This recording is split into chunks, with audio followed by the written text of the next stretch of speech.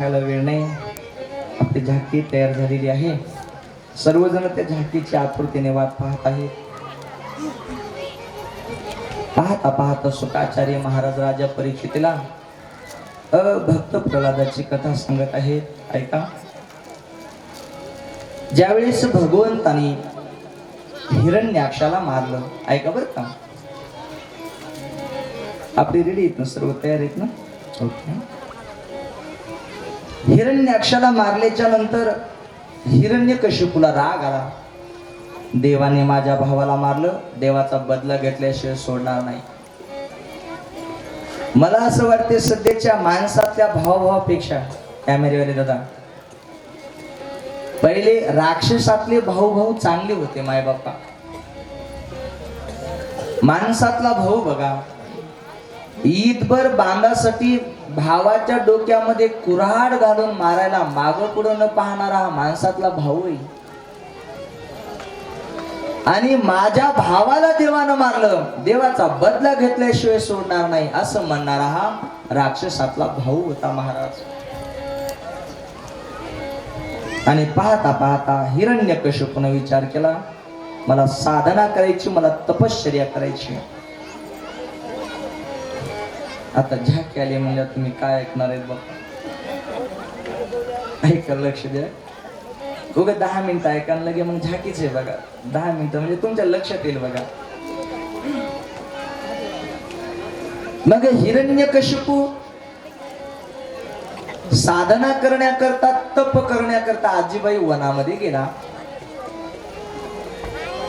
ज्या झाडाखाली जाऊन उभा राहिला तप करायला, त्या झाडावर एक पोपट दुसऱ्या पोपटाला म्हणला, नमो नारायण, नमो नारायण. हिरण्यकशिपूने विचार केला, माझ्या समोर माझ्या शत्रूचं नाव घेतलं, मला अपशकुन झाला, तपश्चर्या करायची नाही, चला मला उद्या येऊ. हिरण्यकशिपू घरी निघून गेला. बायकोनं काय धुरं विचारलं, मालक वापस करून आली? बरोबर करू कपडा. सांगितलं. एक पोपट दुसऱ्या पोपटाला म्हणला की नमो नारायण.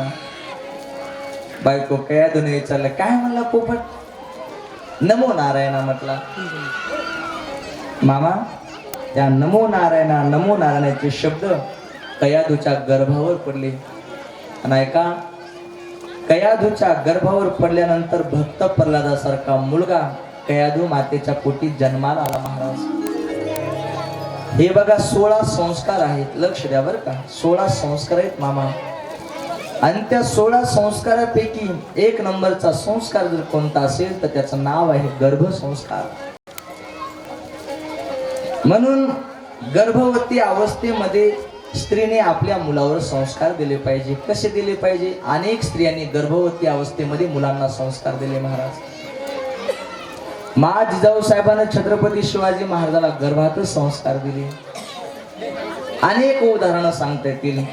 म्हणून गर्भवती अवस्थेमध्ये स्त्रीने कथा ऐकली पाहिजे, कीर्तन ऐकले पाहिजे, ज्ञानेश्वरी वाचली पाहिजे, गाथा वाचला पाहिजे.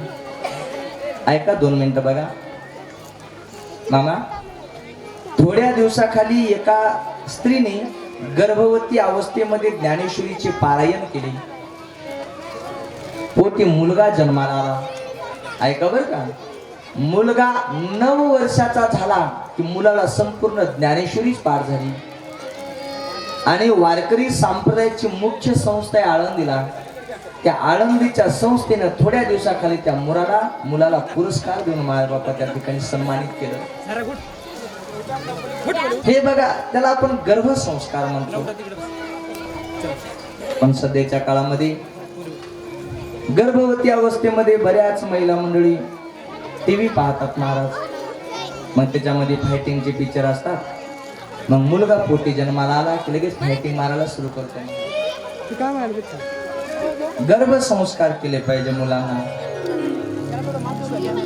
हिरण्यकशिपू परत गेला वनामध्ये, घनघोर अशी तपश्चर्या केली. आतापर्यंत हिरण्यकशिपू सारखी तपश्चर्या कुणीच केली नाही. इतकी घनघोर तपश्चर्या केली.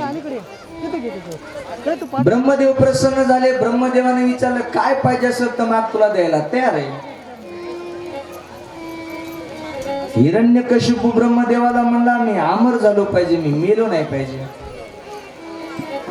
ब्रह्मदेव म्हणला इथं मला जन्म घ्यावा लागते, इथं मला मरावं लागते, तुला कुठून मी अमर करू.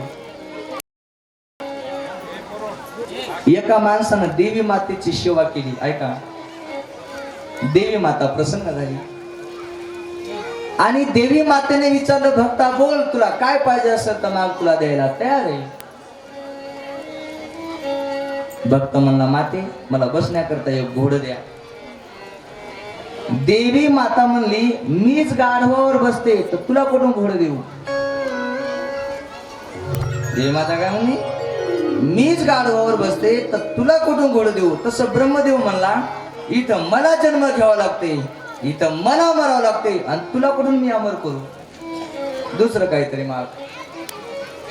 मग हिरण्यकशिपू म्हणला माझं मरण माणसापासून नसलं पाहिजे, प्राण्याकडून नाही पाहिजे. तथास्तु. अस्त्राकडून नाही, शस्त्राकडून नाही. तथास्तु. खाली नाही, वरी नाही. तथास्तु. 12 महिन्यामध्ये कधीच नाही. तथास्तु. ब्रह्मदेवा तुम्ही निर्माण केलेल्या एकाही जीवापासून माझं मरण झालं नाही पाहिजे. तथास्तु. सगळे वर घेतले आणि हिरण्यकशिपू गावाकडे राज्यामध्ये आला आणि अख्ख्या राज्यामध्ये दौंडी पेटवली. काय नाव घेऊन दी देवाचे ही ब्रीद हिरण्यकशिपूची.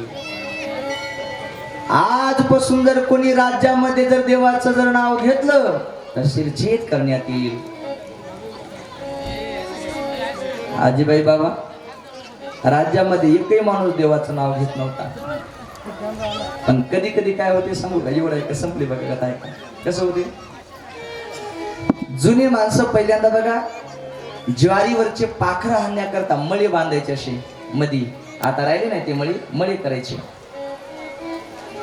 गोफणीमध्ये दगड घ्यायचे, असे लांब लांबचे पाखरं हाणायचे. पण कधी कधी पाखरं मळ्याजवळ बसून खायची.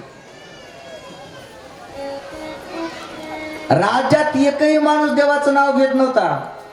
पण हिरण्यकशिपूच्याच पोटी जन्माला आलेला भक्त प्रल्हाद रात्रंदिवस भगवंताचं नामस्मरण चिंतन करायचा. आणि बघा महिला मंडळी इकडे बघा, महिला मंडळी असा करेक्ट रस्ता द्या इकडे भक्त प्रल्हाद येण्याकरता असा या साईड मधून.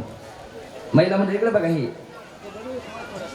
ही असा करेक्ट रस्ता द्या भक्त प्रल्हादाला येण्याकरता. अशी रेस द्या फक्त, अशी जास्त मोठा नाही, थोडा